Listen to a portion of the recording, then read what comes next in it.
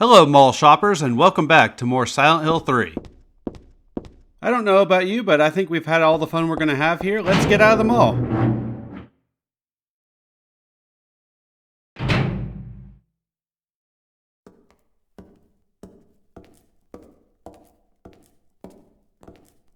Heather, It's you. what just happened? You must be one of them. What did I do? And what do you mean by one of them? You're in on this with that Claudia, aren't you? Claudia? What about her? She asked me to find you, that's all. So you are one of them. Claudia did all that? Look, I was just hired to find you. I'm not on anybody's side. I don't know anything about this. Why don't you start by telling me what happened here? And that monster, what the hell was that?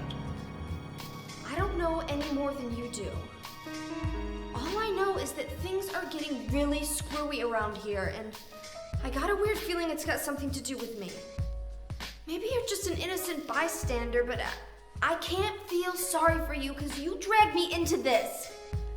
You know, if you hadn't found me... What are you talking about? What's so special about you anyway? If I knew that, I wouldn't be so confused, would I? But I know there's something. Something I've been running from and forgot for a long time.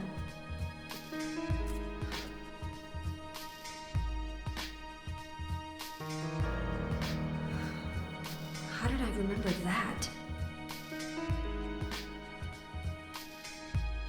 What's wrong? Nothing. Where are you going? I'm taking the subway home. What should I do? Hell if I know.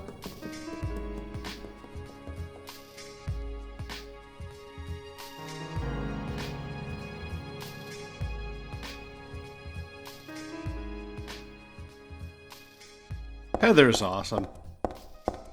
I love how she delivers that line, hell if I know.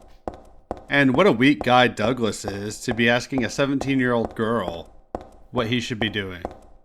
So this is the next area in the game, the subway, and most of it looks pretty much like this. It's not a great area, and you can get really lost really easily in this area, especially if you're like me and don't like checking the map. This note goes on about somebody who fell on the tracks and died. A train ran over him. There was a debate if it was suicide or an accident. And this plays into another file we will see later on in this video. Fortunately, with save states, I was able to pause the recording, wander around, figure out where I needed to go, and then record me going straight to where I need to go. So there won't be any getting lost on this video. On my original playthrough, I got pretty lost here.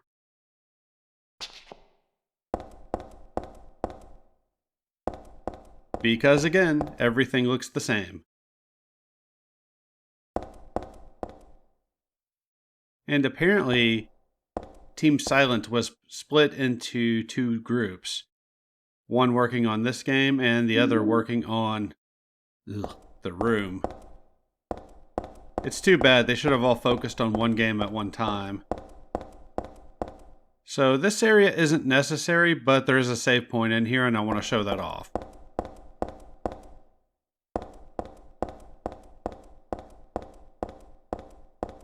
Right there.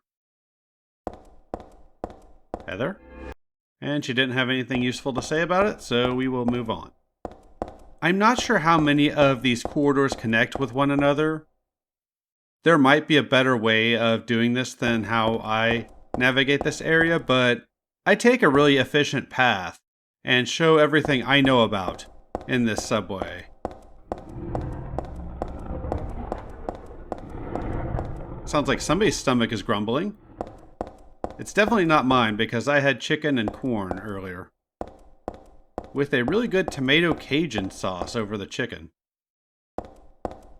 I've been trying to find some new sauces to try on food lately. One of the more interesting sauces I found in the last couple of years was a creamy poblano sauce, which was kind of like a mix of Mexican and Italian. And that was quite good. I forget what this file talks about. I think it's talking about spirits that haunt the place that they die. There's an interesting theory about something that's going to happen. It's an optional thing you can do in this area. But I can't get into that without major spoilers, so I'm not going to do that. If I remember, I'll talk about it later on in the LP, but not now. And it's interesting how Heather talks about how she's been running from something, she's forgot something, now she's remembering a little bit. That whole amnesia trope has been done to death in fiction. I actually think it works pretty well in this story, about as well as it can work. I will agree that it's a trope and it's been done to death, and I don't really need to see it done anymore, but I think it's done pretty well, all things considered. So I'm not bothered by it. Especially remembering how I reacted to certain things I found out later on in this game when I played this for the first time. Which again, I can't get into without spoiling anything. And I will not be doing that. The game will do that for me later on. Probably the video after next. Here's the optional bit I was talking about before.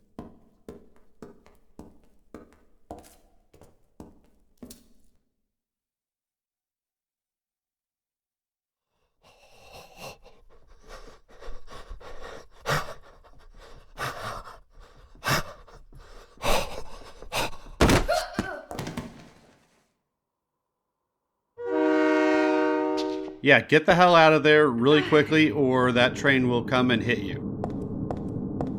I'm pretty sure doing that spawns some healing items. Or you just can't get to the healing items until you get to that cutscene. That's where they are on the map. So definitely nice to have. I have a stockpile of healing items by the end of the game, which is good because the final boss does require me to use a bunch of them. Also, I forgot to make a joke about the regenerators from Resident Evil 4. And we finally get some decent ambience, and unfortunately it's not going to last very long. And I hope you enjoyed that cutscene we got at the start of the video, because that's the last bit of story we are going to get for a while. I don't think the pacing of the story in this game is done very well. It's good, it's just the pacing itself is not done very well.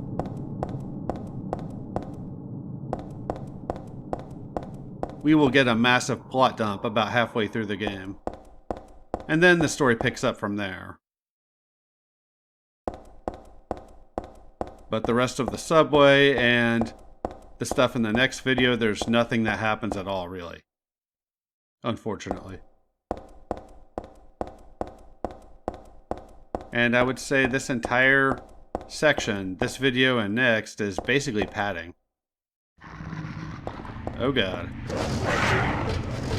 This area is the first instance where I really noticed the difference between easy and normal combat difficulty. There are definitely more enemies here in normal mode. And there are some key items we need. Got a nutcracker, which we could have used earlier with that walnut. There are also other items littered about in those little tunnels. Damn it, I am not a chew toy for you. I'm sure you can find something else to nibble on. Stupid dogs. I'm actually a dog person, but I don't like those. Huzzah items. I'm not sure why I've been saying huzzah a lot over the last year or so. And that's where those are found.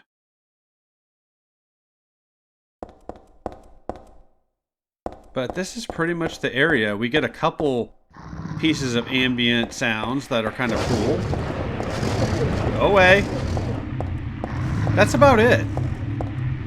Most of this area is pretty silent, and I thought about putting some music in the background for this level, but that would require extra effort editing that I don't want to do. I know the game's called Silent Hill and all, but this is ridiculous. Plus, this is the third video I've worked on today, so I need a break. And in my mind, why the series should have ended. I do love this game, don't get me wrong, but it does have flaws.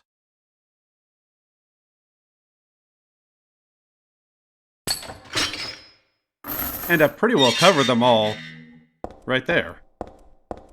So, no more complaining, right? Well, there probably will be some. It wouldn't be one of my videos if I didn't complain a little bit.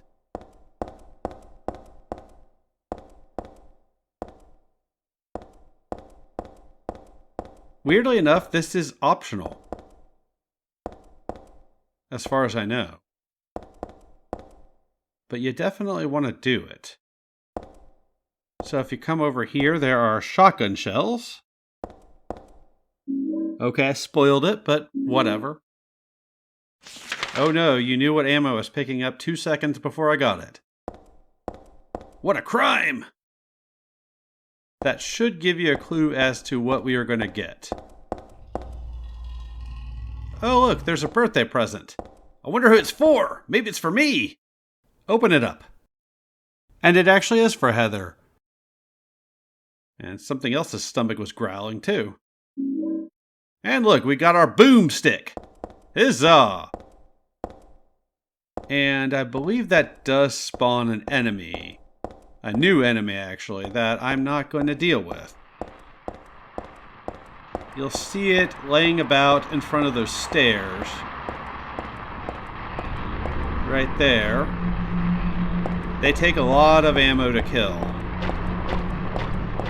I assume they do a lot of damage, but they are also kind of slow, I think. On this difficulty, I didn't really run across very many of them.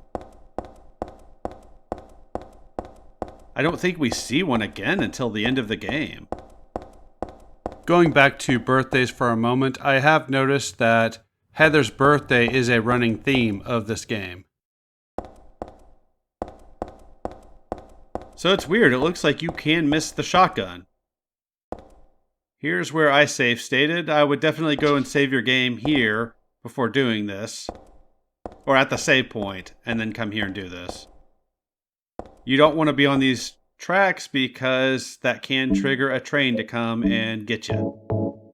I don't know if this works. On my original playthrough I did this and it seemed to help. Turn the flashlight off, put a beef jerky down. We have to jiggle that door handle and get out of here. There are enemies who will try to impede your escape.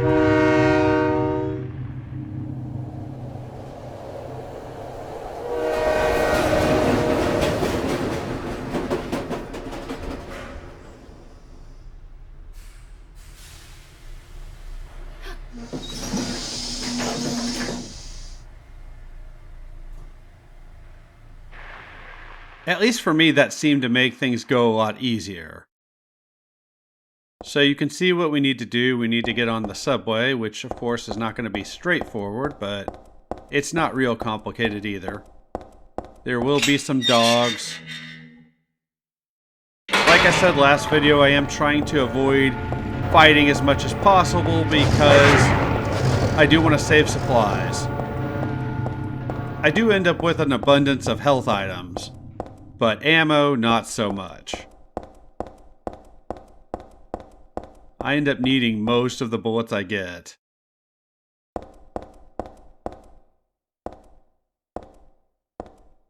At least for the shotgun and the machine gun.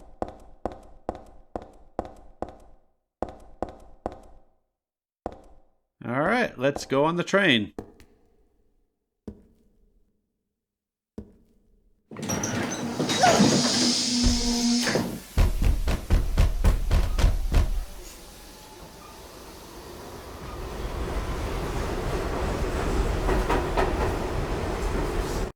And we are now on the subway train.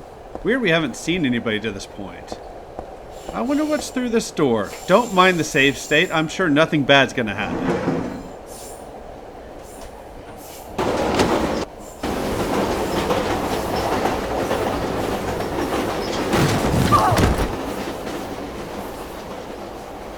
Well, crap. Okay, we don't want to do that.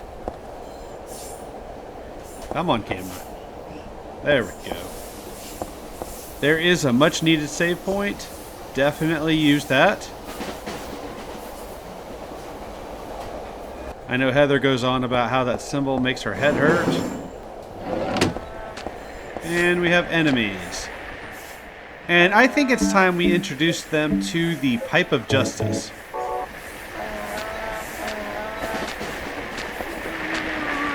I discovered during a test play this works pretty well against these dudes. So I thought I might as well use it once. I don't think I even used the Pipe of Justice in combat in the second game.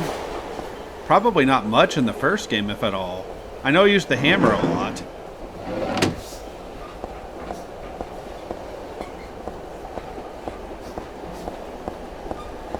This train is the first area where I noticed an enemy missing in easy combat difficulty. The last car on this train, there would be one of those big dudes you'd have to take down with a shotgun.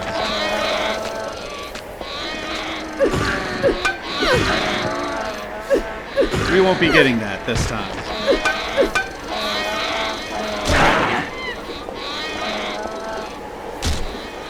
Sounds like an annoying baby or something. Shut the hell up! How about my foot in your face? Somebody needed to give that thing a good glass of shut the hell up for Christmas. It's a couple days after Christmas as I'm recording this. Health items, always useful. I believe there's a box of bullets on one of these cars. It might be this one here. It is! Huzzah! Oh, 2 boxes. Sweet. Definitely useful for when I start killing enemies later. So I think that's the last enemy I'm going to come across, but if you're playing this on normal or hard, you will find another enemy to deal with. I believe on this train car.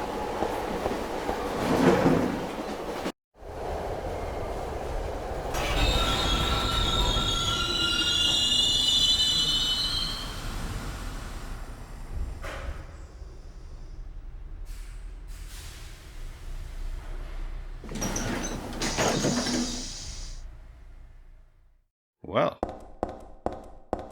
I wonder where we are. It looks just as populated as the subway and mall were. Or at least the subway. The mall at least had Claudia and Douglas. I'm sure that's wonderful for you, Heather. Either way, that's going to be the end of the video. Thanks for watching, and I will see y'all next time with more Silent Hill 3.